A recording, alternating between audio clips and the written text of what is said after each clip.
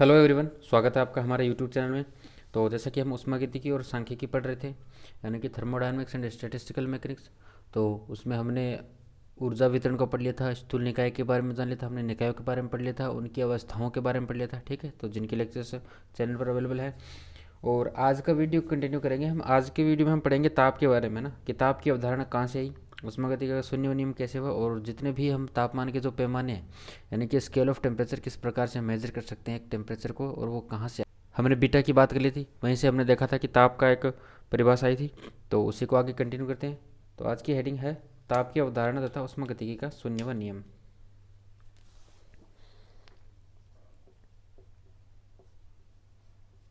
ताप की अवधारणा तथा उष्मागतिकी का शून्यवा नियम।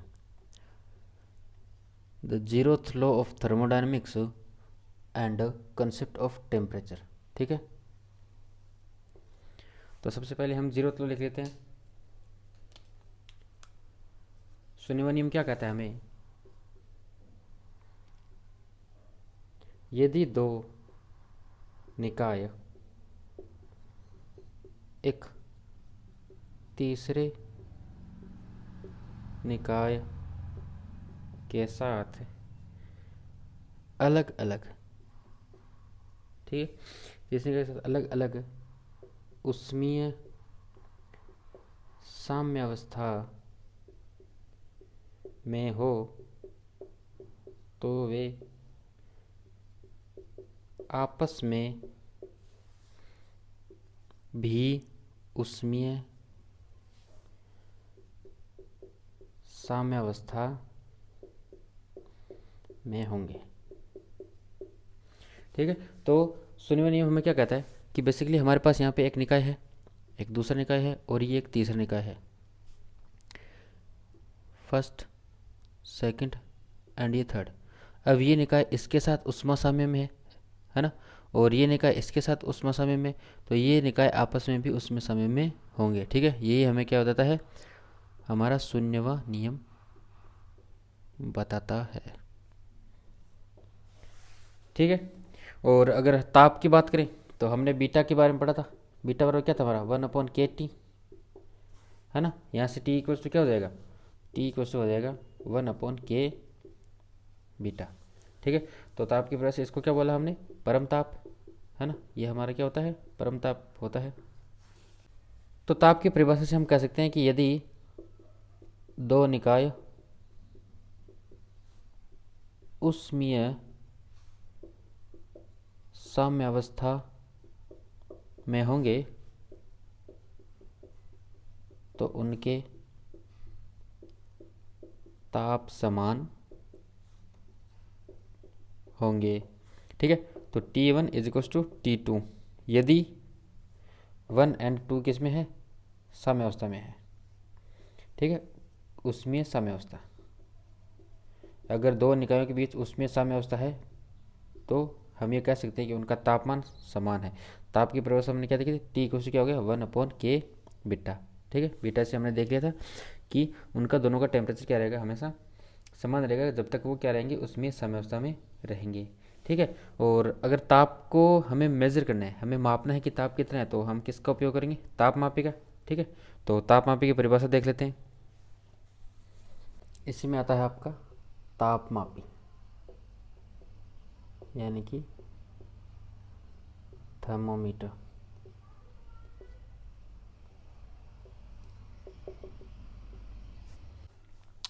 तो ऐसे उपकरण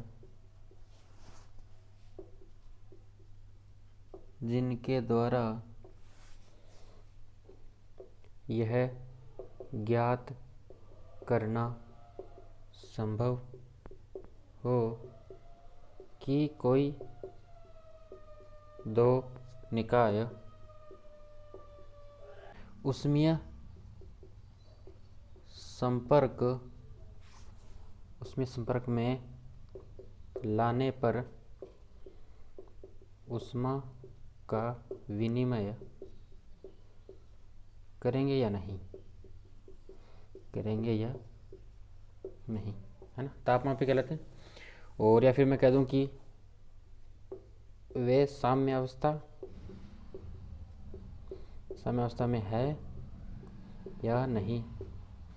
अगर कोई उपकरण इस चीज़ को मेज़र कर ले कि अगर दो हम जैसे निकाय है, उन दोनों को अगर हम उष्मा समय में लाएं तो उनके बीच में उष्मा का आदान प्रदान या विनिमय होगा या नहीं होगा, इस चीज़ को अगर कोई किसी उपकरण द्वारा मेज़र किया जाए तो वह क्या कहलाता है, तापमापी कहलाता है ना, कि सब साम्य अवस्था में है या नहीं है। ठीक है, तो ये तापमापी की परिभाषा होगी। तो नेक्स्ट हेडिंग है परम ताप के गुण। परम ताप के गुण, प्रॉपर्टीज ऑफ एब्सोल्यूट टेम्परेचर। तो इसमें लिखिएगा पहला पॉइंट, सभी निकायों का परम ताप सदैव धनात्मक होगा। ठीक है, जो आपका परम ताप है वो हमेशा क्या होगा, धनात्मक होगा। दूसरा है कि हमने क्या परिभाषित किया था कि जो अभिगम अवस्था है वो किसका फलन थी, एनर्जी की, है ना, ऊर्जा का। तो आपको पता है कि अभिगम अवस्था को हम एक ऊर्जा का फलन लिख सकते हैं और उसकी पावर हम लिख देंगे स्वतंत्रता कोटि, है ना। तो साम्य अवस्थाओं जो भी अभिगम अवस्था है उनको हम इस प्रकार लिख सकते हैं। अगर ये क्या हो जाए, एफ क्या है यहाँ पे, डिग्री ऑफ फ्रीडम, स्वातंत्र्य कोटि, क्योंकि अभिगम अवस्था किसका फलन होती है, ऊर्जा का होती है, और ऊर्जा में भी किस पर निर्भर करती है, स्वतंत्रता कोटि। अगर स्वतंत्रता कोटि नंबर बढ़ता है तो हमने देखा कि काफ़ी मात्रा में ऊर्जा बढ़ रही है। यदि मूल अवस्था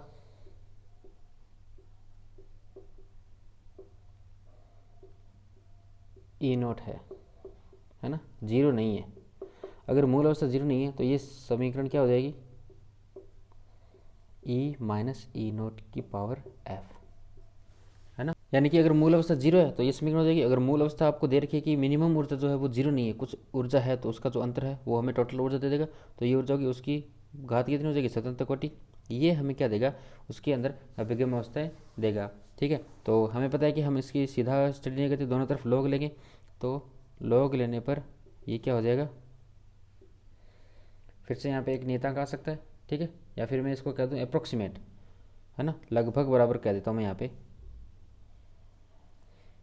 एफ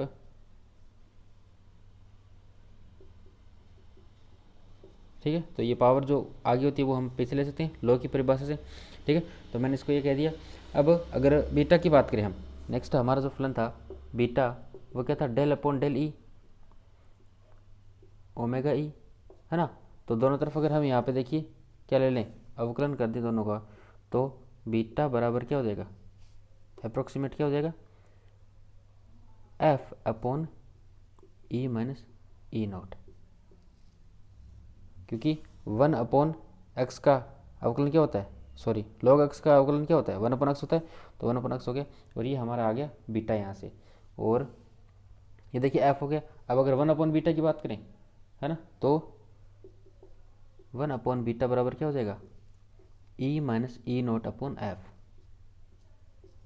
1 अपॉन बीटा किसके बराबर होता है, के टी के, तो यहाँ से क्या जाएगा के T E minus E naught upon F. ये आ गया एक रिलेशन ताप में और ऊर्जा में। ठीक है, तो उसकी अगर ऊर्जा इतनी है, अब हमने देखा था कि ऊर्जा उसकी क्या हो जाएगी, माध्य ऊर्जा हो जाएगी यहाँ से बीटा की डेफिनेशन से, क्योंकि मैक्सिमम प्रोबेबिलिटी होगी वहाँ पे, और ऊर्जा क्या हो जाएगी, माध्य ऊर्जा हो जाएगी साम्य अवस्था में, है ना। ये चीज़ क्या है, साम्य अवस्था में, ये कंडीशन तब होगी जब साम्य अवस्था में। अब यदि ई नॉट मूल अवस्था की वैल्यू 0 हो और स्वतंत्रता कोटि की वैल्यू 1 हो, तो आपकी के टी बराबर क्या हो जाएगा, माध्य ऊर्जा, या फिर मैं कह सकता हूँ कि माध्य ऊर्जा बराबर क्या हो जाएगा के टी। अगर आपको गिवन है कि मूल अवस्था 0 है और स्वतंत्र कोटि की वैल्यू क्या है, 1 है, तो जो उसकी माध्य ऊर्जा वो कितनी हो जाएगी, के टी हो जाएगी। तो इससे हम क्या लिख सकते हैं कि इससे स्पष्ट है कि परमताप टी राशि के टी निकाय मूलभूत अवस्था टी पर, है ना। निकाय का तापमान क्या है, टी पर है। टी पर निकाय मूलभूत अवस्था में ऊर्जा के सापेक्ष प्रति स्वातंत्र्य कोटि माध्य ऊर्जा की अधिकता के लगभग बराबर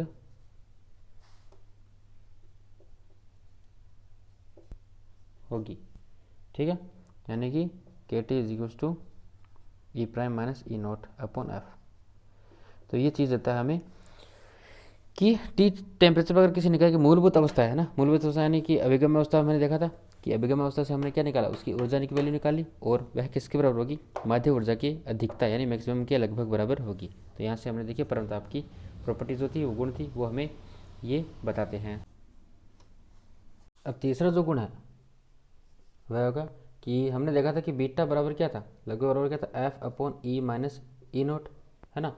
अब यहाँ से अगर हम इसका अवकलन करें डेल अपॉन ई, इसके ऊर्जा के रेस्पेक्ट में अगर हम क्या निकालें, उसका अंतर निकालें तो क्या हो जाएगा, 1 अपॉन एफ ई माइनस ई नोट स्क्वायर, ठीक है। इसका भी अवकलन कर दिया क्योंकि फंक्शन ई का तो ई है और ये क्या है, नेगेटिव, है ना। अब अगर हम देखें del T upon del beta, या फिर टेम्परेचर के रेस्पेक्ट में अगर हम ऊर्जा के रेस्पेक्ट में अगर हम टेम्परेचर को परिवर्तन देखें, परमताप के गुण निकाल रहे हैं हम, अगर हम ऊर्जा में परिवर्तन करें तो हम देखें कि तो उसके तापमान में कितना परिवर्तन होगा। तो ये हम कैसे निकाल सकते हैं, बीटा की वैल्यू रख देंगे, है ना। तो del upon del E, beta की वैल्यू क्या थी, 1 अपॉन के बीटा, है ना, जो टी की वैल्यू 1 अपॉन के बीटा हो गया। यहाँ से क्या हो जाएगा, 1 upon K beta square del beta upon del E, या फिर F upon K beta square E minus E naught square. ये वैल्यू आ गई ऊर्जा के सापेक्ष ताप में परिवर्तन की, है ना, जो कि देखिए यहाँ पे क्या है, ऑलवेज पॉजिटिव है, स्क्वायर है, ये भी स्क्वायर टर्म है, के क्या धनात्मक कांस्टेंट था, स्वतंत्रता को टेम से धनात्मक होती है, तो ये क्या है, always positive. Del T upon del E की वैल्यू हमारी यहाँ से आ गई, बीटा से हमने देखा वैल्यू, है ना, ऊर्जा की वैल्यू निकाली स्वतंत्रता कोटि के रेस्पेक्ट में बीटा की दूसरी भी थी हमने del upon del E L N omega E की वैल्यू अगर हमने ई के रेस्पेक्ट में ले लेंगे तो हमारे यहाँ बीटा आ गया। बीटा से हमने ऊर्जा के रेस्पेक्ट में उसका परिवर्तन देखा जो कि आ गया, जो कि नेगेटिव है। तो हमने टेम्परेचर के रेस्पेक्ट में देखा, है ना, कि ऊर्जा के रेस्पेक्ट में हम देखा कि टेम्परेचर जो हमारा ताप है वो किस प्रकार परिवर्तित होता है, तो उससे हमें मिला कि वह हमेशा एक धनात्मक आता है, अर्थात ई की मात्रा में अगर हम वृद्धि करें तो टेम्परेचर भी हमारा क्या होगा, बढ़ेगा, यानी ताप ऊर्जा का वर्धमान फलन होता है। यहाँ से हम यह निष्कर्ष निकाल सकते हैं कि जो ताप है वो ऊर्जा का क्या होता है, वर्धमान फलन होता है, हमेशा बढ़ेगा। आप ऊर्जा को बढ़ाएंगे तो टेम्परेचर क्या हो जाएगा, बढ़ जाएगा। फिर फोर्थ नंबर पे है कि जब दो निकाय ऊष्मीय संपर्क में रखते हैं तो जिस निकाय का ताप कम होता है वह ऊष्मा अवशोषित करता है तथा जिसका ताप अधिक होता है वह ऊष्मा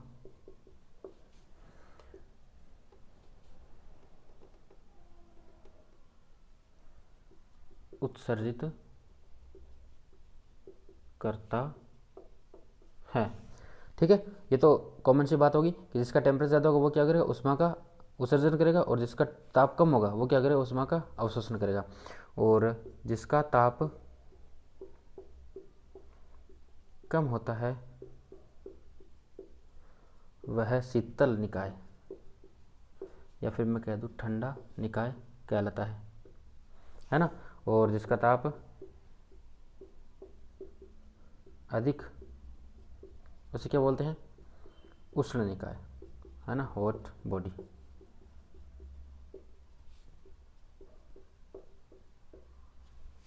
तो हमने ताप के जो चारों गुण थे वो देख लिए, है ना, कि किस प्रकार वह ऊर्जा के रेस्पेक्ट में चेंज होता है, अभिगम अवस्था की डिग्री ऑफ फ्रीडम में कितना चेंज करने पे चेंज हो रहा है।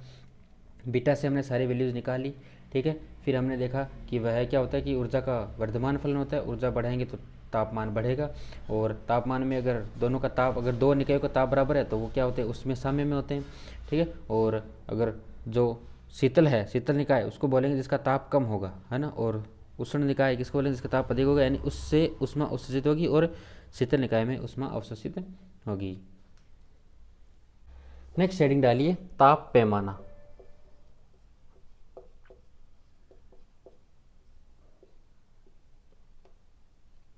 Scale of temperature.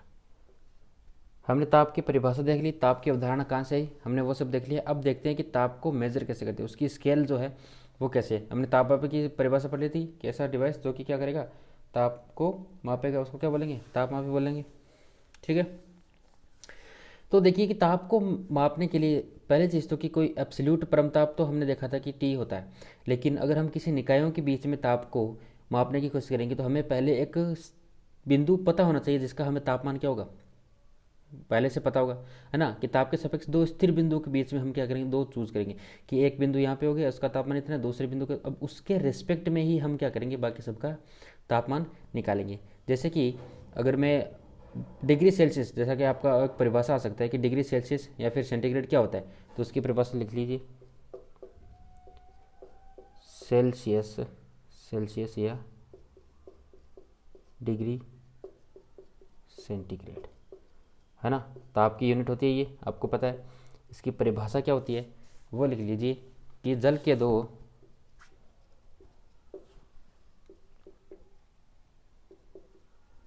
स्थिर बिंदु, पहला है हिमांक, यानी जहाँ पे बर्फ क्या हो जाती है, बन जाती है, यानी कि आइस पॉइंट बोल दूँ, एवं दूसरा क्या है, भाप बिंदु, यानी कि स्टीम पॉइंट, जिनके अंतर को 100 बराबर भागों में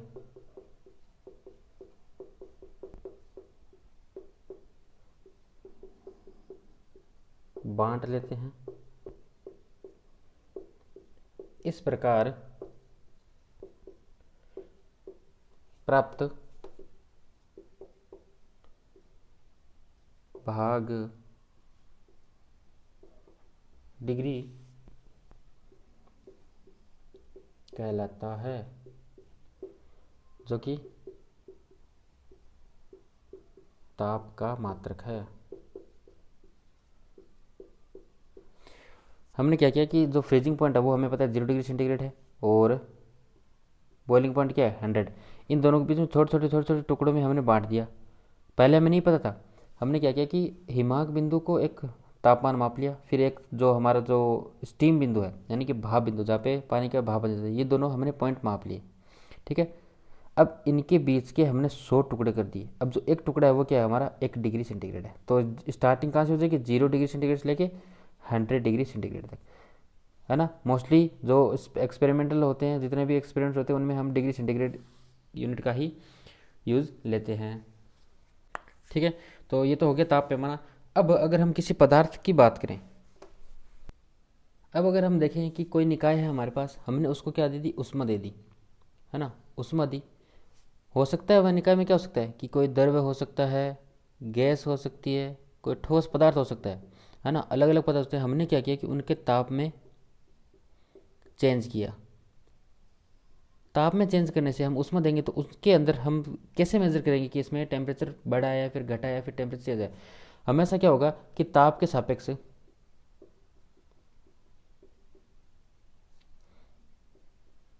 उनमें कोई मापक गुण होगा, यानी कि कोई ऐसा फलन होगा जो कि ताप के साथ बदल जाएगा उसमें।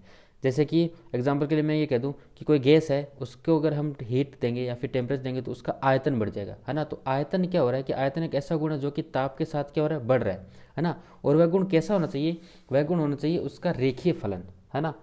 ये याद रखना आप कि रेखीय फलन मतलब है कि सीधा ताप बढ़ाने पे उसमें चेंज आ जाए।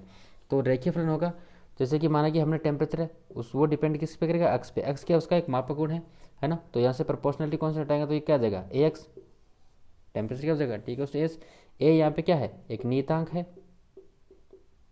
और एक्स क्या है यहाँ पे, मापक गुणांक, है ना। ये एक मापक गुण है जो कि अलग अलग पदार्थों का अलग अलग होगा। हमें सिर्फ वही गुण लेना है जो कि क्या हो, ताप का रेखीय फलन हो, है ना। ताप के साथ सीधा संपर्क हो उसका, है ना। ऐसे नहीं कि ताप को हम हल्का से बढ़ाएं तो वो ज़्यादा बढ़ जाए, ऐसा नहीं। जितना टेम्परेचर बढ़ाएंगे उतनी ही वह बढ़ती रहेगी। एक रेखीय फलन होगा, लीनियर फंक्शन होगा, तभी वो क्या होगा कि उस टेम्परेचर को हम मेजर कर सकते हैं। उससे हमें समीकरण निकाली, टी इक्वल्स टू क्या हो गया, ए एक्स हो गया। अब यदि हम देखें कि कोई ज्ञात टेम्परेचर हमारे पास T1 है ना, हमने तापमान से पहले से हमें देख लिया कि ये क्या है, T1 टेम्परेचर है, और उसमें क्या है, उसमें साम्यावस्था है ना। उसमें निकाय क्या है, उसमें साम्यावस्था में है, ठीक है, उसमें साम्यावस्था में। और उसमें साम्यावस्था में हमें तापमान पता है, तो वहाँ पे हमने देखा कि इसका जो मापक गुणांक है वो क्या हो जाएगा, 1 हो जाएगा।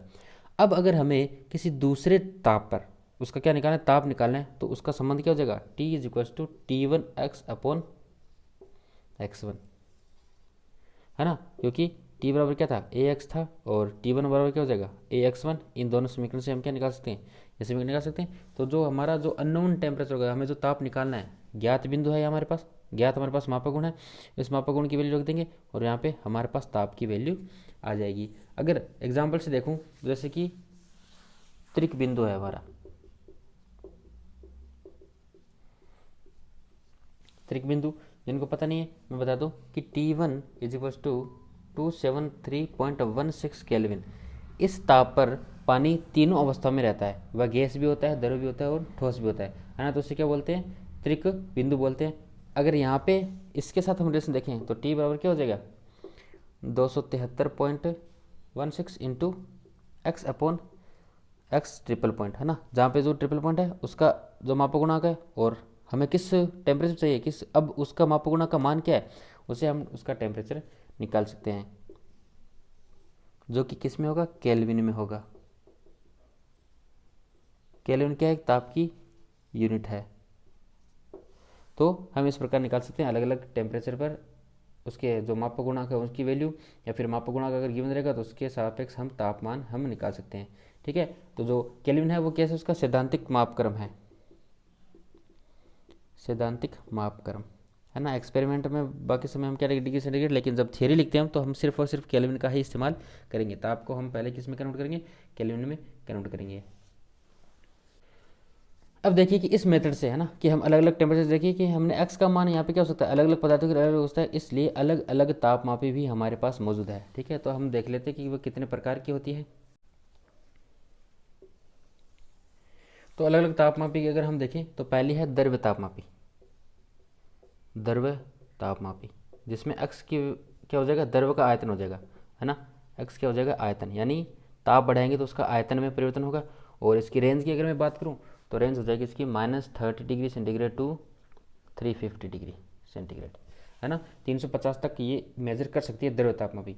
दूसरे नंबर पे आती है आपकी गैस तापमापी। अब गैस तापमापी में दो प्रकार की होती है, पहली है नियत दाब, और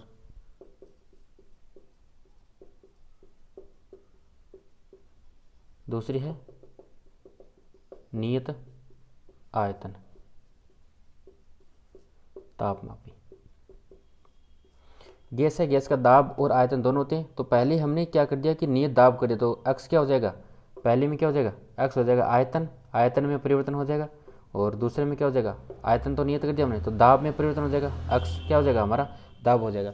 तो दाब में जितना परिवर्तन हो जाएगा उससे हम उसको निकाल सकते हैं। अगर हम इसका सीधा संबंध देखें तो क्या हो जाएगा, नियत दाब के लिए क्या हो जाएगा, पहले क्या था नियत दाब, है ना, V T is equal to क्या हो जाएगा, वी नोट 1 + अल्फा टी, ये हो गया। और अल्फा की वैल्यू क्या होती है, 1/273।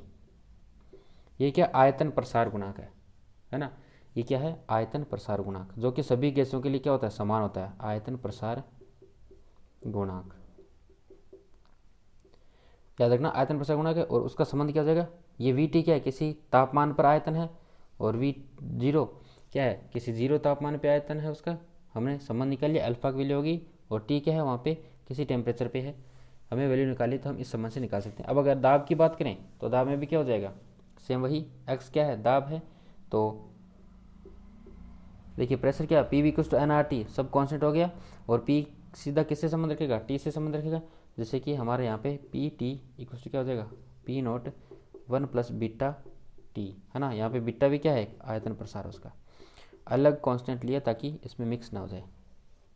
तो ये हो गया उसका नियत आयतन का तापमापी। इसकी रेंज की अगर मैं बात करूँ तो कितने होगी, -200 डिग्री सेंटीग्रेड से 1100 डिग्री सेंटीग्रेड, और -200 से नीचे अगर बात करें हम, -200 डिग्री सेंटीग्रेड से नीचे हम किसका यूज़ करेंगे, हीलियम गैस का। ठीक है, तो मेन इंपॉर्टेंट चीज़ मैं आपको बता रहा हूँ, आप याद रखना। फिर नेक्स्ट है आपकी प्रतिरोध तापमापी। प्रतिरोध तापमापी, इसमें क्या होगा, अक्स क्या होगा, तार का प्रतिरोध होगा, जैसे जैसे ताप बढ़ाएंगे तो उसका प्रतिरोध बढ़ेगा, है ना। उससे भी हम क्या कर सकते हैं, उसका ताप मेजर कर सकते हैं। यहाँ पे क्या हो जाएगा, आर टी बराबर क्या हो जाएगा, R naught 1 plus alpha T, है ना। ये सभी हो जाएगा, ये सीधा समझ हो जाएगा। और देखिए आप यहाँ पे अल्फा की है, टी की पावर क्या है, घात 1 है, घात 1 है, मतलब वो क्या हो रहा है, सब रेखीय संबंध यहाँ पे उपस्थित है। इसकी रेंज की अगर मैं बात करूँ तो क्या हो जाएगी, 200 डिग्री सेंटीग्रेड से 1200 डिग्री सेंटीग्रेड। फिर चौथे नंबर पे है ताप वैद्युत तापमापी, है ना, थर्मो इलेक्ट्रिक। यहाँ पे एक्स की वैल्यू क्या हो जाएगी,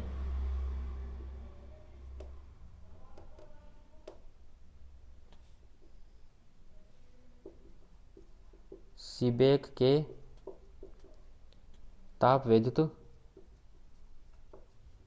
प्रभाव, है ना। सीबेक में क्या होगा, ताप विद्युत, अगर हम इलेक्ट्रिक वहाँ पे ताप विद्युत रखेंगे तो उससे कितना चेंज आ रहा है वो सब वहाँ पे क्या हो जाएगा।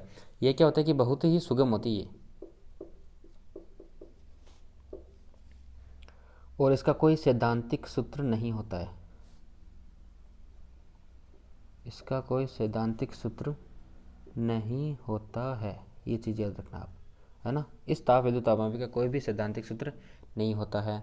5th नंबर पे है आपकी विकिरण तापमापी, जो कि क्या होगी, ताप के साथ साथ विकिरण जो उत्सर्जित होते हैं उसको मेजर करके हम मेजर कर सकते हैं।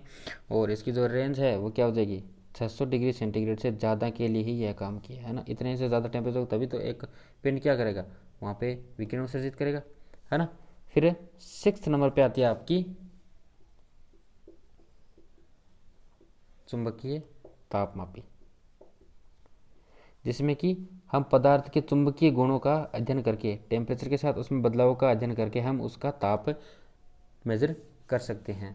ठीक है, तो जो पदार्थों की चुंबकीय प्रवृत्ति होगी, मैग्नेटिक ससेप्टिबिलिटी जिसको बोलते हैं, वो तार पर निर्भर करती है ना। ताप पे निर्भर करती, ताप बढ़ाएंगे तो वो उस पर चेंज आएगा ऑब्वियसली, तो उसके गुणों को परम शून्य ताप के निकट। अब ये देखिए, ये एब्सोल्यूट जीरो, है ना, परम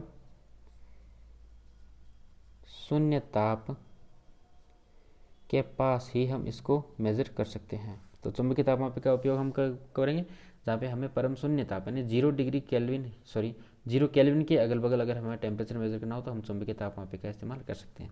ठीक है, तो इस प्रकार हमने तापमापी के देख लिए, कितने प्रकार के उसके अलग अलग हमें देखिए। मोस्टली आपको याद रखना है कि कोई भी पदार्थ हो उसमें अगर हम ताप में परिवर्तन करेंगे तो उसके कुछ ना कुछ फैक्टर या कुछ ना कुछ गुण होगा जो कि ताप से परिवर्तित होगा। हमें सिर्फ वो देखना है कि किसमें कितना परिवर्तन आ रहा है, उससे हम उसका क्या कर लेंगे, ताप मेज़र कर लेंगे। ठीक है, और उसके आधार पर ही अलग अलग तापमापियाँ यहाँ पे बनी हुई है। नेक्स्ट हेडिंग डालिए, लघु मात्रा में ऊष्मा स्थानांतरण। अब अगर हम बिल्कुल स्मॉल मात्रा में ऊष्मा यानी स्मॉल हीट ट्रांसफ़र करें तो निकाय पर क्या प्रभाव पड़ेगा। पहली चीज़ तो ये हो जाएगा कि अगर ऊष्मा क्या है, अत्यल्प है, तो ताप में परिवर्तन नगण्य हो जाएगा।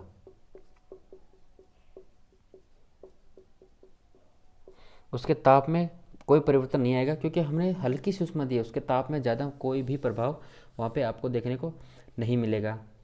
फिर अगर हम देखें तो माना कि साम्य अवस्था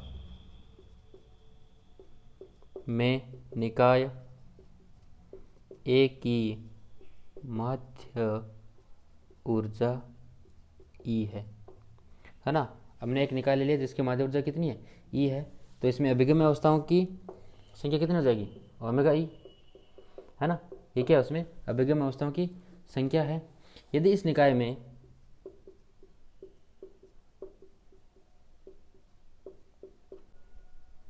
यदि इस निकाय को सूक्ष्म उष्मा क्यू दे तो उसकी ऊर्जा, अब ऊर्जा क्या हो जाएगी, ई प्लस क्यू, क्योंकि क्यू भी तो क्या है, ऊर्जा है।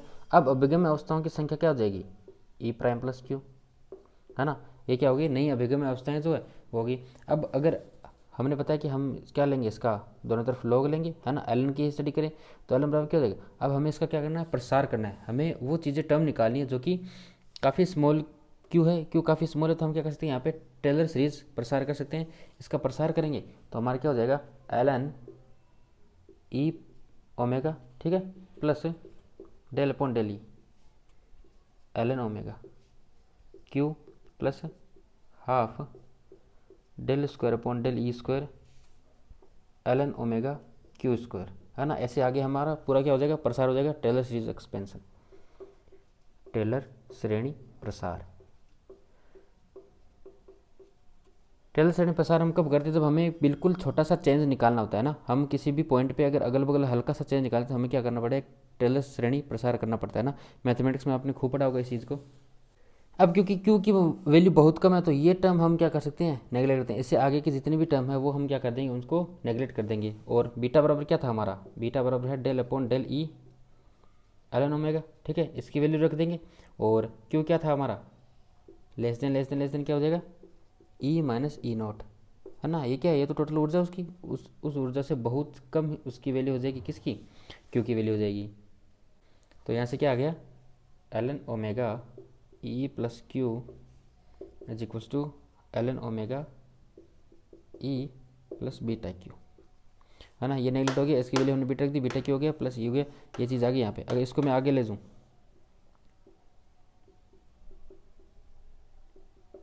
Minus L N omega E is equals to क्या है, बीटा क्यू। अब ये देखिए क्या है, उसमें जो अभिगम्य अवस्था है उनमें क्या है, ये अंतर ही तो बता रही है ना।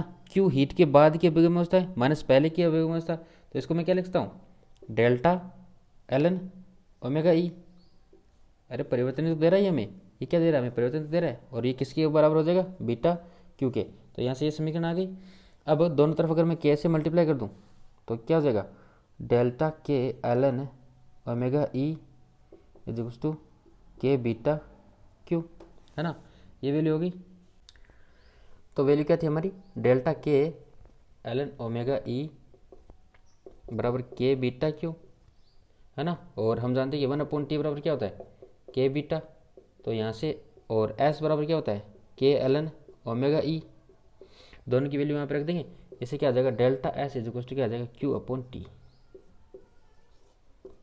ये संबंध आ गया हमारे सामने, ठीक है। अब यदि क्यू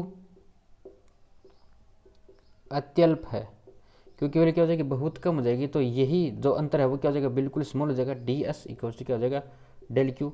डेल क्यू में क्या हो जाता है, क्यू की बहुत ही कम वैल्यू बताता है, अपॉन टी उसका क्या हो जाएगा, तापमान हो जाएगा। तो ये संबंध आ गया आपके सामने, ठीक है। नोटिस से हमने देखा कि ये तो क्या है, अवस्था पर निर्भर करता है ना, अवस्था पर निर्भर करेगा तभी तो ये है। और डेल क्यू क्या है, क्यू की एक बिल्कुल ही स्मॉल क्वांटिटी में हमने क्या किया, किसी निकाय को उष्मा दी है, तो उसमें जो एंट्रोपी में परिवर्तन आएगा वो इस प्रकार आएगा। और यही क्या होता है, आपका ऊष्मागतिकी का द्वितीय नियम होता है ना। यही क्या है, ऊष्मागतिकी का द्वितीय नियम, ठीक है, जो कि एंट्रोपी और हीट और टेम्परेचर में हमें क्या देता है, संबंध देता है। अब यहाँ से हमारे पास दो इंपॉर्टेंट रिजल्ट आते हैं, जो कि क्या है, पहला है ऊष्मागतिकी के द्वितीय नियम के अनुसार एंट्रोपी एस किसी भी निकाय की स्थूल साम्यावस्था का अभिलाक्षणिक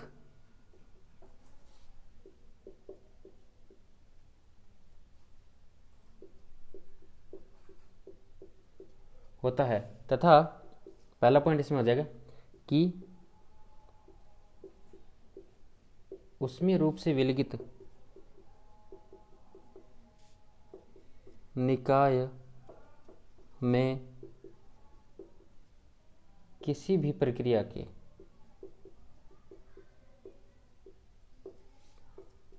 द्वारा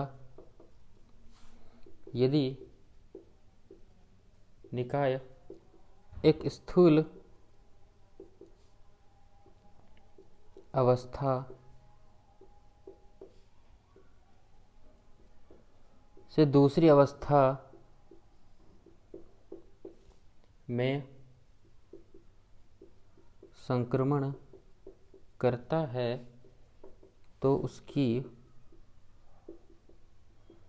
एंट्रोपी में वृद्धि होती है, यानी कि delta S equals to greater than equals to 0। ये याद रखना आप, मोस्ट इंपॉर्टेंट लाइन है आपकी कि कोई भी निकाय अगर एक अवस्था से दूसरी अवस्था में जाता है तो उसकी एंट्रोपी हमेशा बढ़ती है, कभी कम नहीं होगी। उसकी एंट्रोपी क्या होगी, हमेशा ही बढ़ेगी। 0 हो सकती है, हो सकता है कि बढ़ेगी नहीं, लेकिन कम नहीं होगी। एंट्रोपी का एक ही गुण है, वो है बढ़ते रहना। तो एक निकाय जब एक स्थूल अवस्था से दूसरी स्थूल अवस्था में जाता है तो उसकी एंट्रोपी क्या हो जाएगी, बढ़ जाएगी।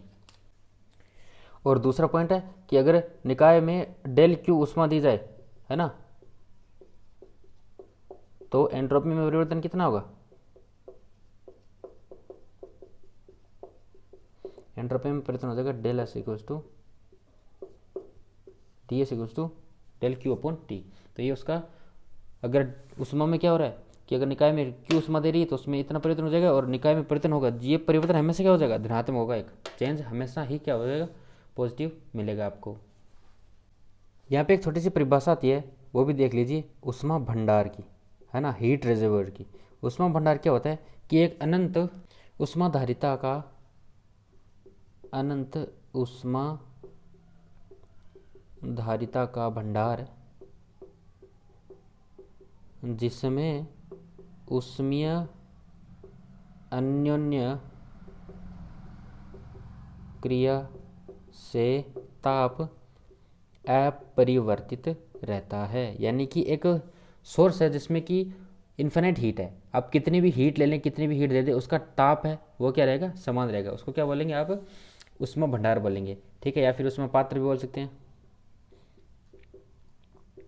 हीट बाथ, है ना। तो क्या हो जाएगा कि इसमें आप कितने भी उसमें अन्योन्य क्रिया उसमें ले या दे, उसका हीट जो है, वो जो उसका ताप है वो क्या रहेगा, अपरिवर्तित रहेगा, ठीक है। और अगर हम इसमें एंट्रोपी की बात करें तो एंट्रोपी क्या हो जाएगा, डेल्टा एस इक्वल टू क्या हो जाएगा, क्यू अपॉन टी, है ना। किसी तापमान पे रहेगा, किसी तापमान पे आपको उसमें भंडार दे देंगे कि एक उसमें भंडार है, उसका तापमान ही, अगर आप उसमें हीट इतने देंगे या फिर आदान प्रदान करेंगे तो उसकी एंट्रोपी में क्या हो जाएगा, परिवर्तन इतना हो जाएगा। अब अगर एंट्रोपी से आपको अभिगम्य अवस्थाएं पूछ ले, है ना, क्योंकि एंट्रोपी भी तो क्या है, एक ऊर्जा का फलन है, और अभिगम्य अवस्था भी क्या है, एक ऊर्जा का फलन है।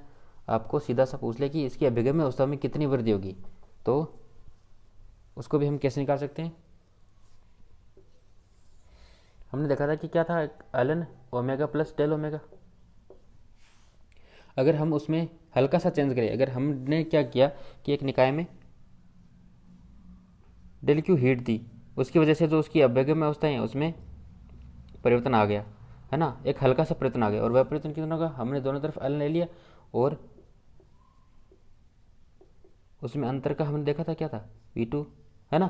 BQ था, हमने समीकरण देखे थे भी कि उसमें परिवर्तन जो होगा वो किसके बराबर होगा, BQ के बराबर होगा, बीटा क्यू बराबर, या फिर मैं क्या कर सकता हूँ, Q अपॉन KT, है ना, यहाँ से आप निकाल सकते हैं। तो दोनों तरफ अगर मैं देखूँ तो ln omega plus del omega upon omega, है ना, इसको मैं नीचे लिख सकता हूँ लॉ की प्रॉपर्टी से, बराबर क्या हो जाएगा, डेल्टा एस अपॉन के, क्यू अपॉन टी का लिखता हूँ डेल्टा एस, के की वैल्यू नीचे आएगी, डेल्टा एस अपॉन के। अब यहाँ से अगर डेल्टा ओमेगा की वैल्यू निकालूँ तो क्या हो जाएगा, ओमेगा गुणा ई की पावर डेल एस अपॉन के माइनस 1, ये सूत्र आ जाएगा आपके। अगर आपको एंट्रोपी में परिवर्तन देके आपसे पूछ लीजिए कि उसकी अभिगम्य अवस्था में कितना परिवर्तन आएगा या फिर कितनी बढ़ेगी, तो आप इस सूत्र से आप उसको निकाल सकते हैं, ठीक है। या फिर आपको अभिगम्य अवस्था में परिवर्तन दे दिया तो आपको एंट्रोपी पूछ ली, तभी आप इससे निकाल सकते हैं। ये उसकी अभिगम्य अवस्थाएं हैं और ये उसका एंट्रोपी में परिवर्तन। क्या है, बोल्ट्जमैन कांस्टेंट है। तो इससे हम क्या लिख सकते हैं कि इससे स्पष्ट है कि निकाय में लघु ऊष्मा के स्थानांतरण से अभिगम्य अवस्थाओं में परिवर्तन चरघातांकी